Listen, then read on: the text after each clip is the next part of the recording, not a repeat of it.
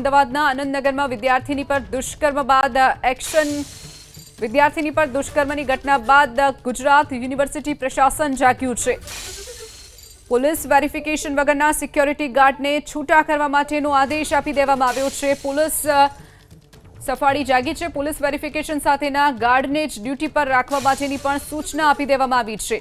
Panther એજન્સીના અંદાજે 57 security ગાર્ડને છૂટા કરી દેવાનો નિર્ણય કરવામાં આવ્યો છે। તો વેરિફિકેશન વગર સિક્યોરિટી ગાર્ડને રખાયાનો પણ એનએસયુઆઈ આરોપ લગાવ્યો હતો। અમદાવાદનું આનંદનગર વિસ્તાર જ્યાં વિદ્યાર્થીની ઉપર દુષ્કર્મની જે ઘટના બની હતી તેમાં હવેથી જે વેરિફિકેશન નહીં થયેલા હોય તેવા તમામ સિક્યોરિટી ગાર્ડને છૂટા કરી દેવાનો આદેશ કરવામાં આવ્યો છે। પેન્થર એજન્સીના અંદાજે 57 સિક્યોરિટી ગાર્ડને છૂટા કરી દેવાયા છે। વેરિફિકેશન વગર સિક્યોરિટી ગાર્ડને રખાયાનો પણ એનએસયુઆઈ આરોપ જે લગાવ્યો હતો તેને લઈ અને પોલીસ પ્રશાસન હવે એક્શનમાં આવ્યું હોય તેવું ક્યાંક લાગી રહ્યું છે। વિદ્યાર્થીની પર દુષ્કર્મની ઘટના બાદ ગુજરાત યુનિવર્સિટી પ્રશાસન જાગ્યું છે। પોલીસ વેરિફિકેશન વગરના સિક્યોરિટી ગાર્ડને છૂટા કરી દેવા માટેનો આદેશ કરવામાં આવ્યો છે।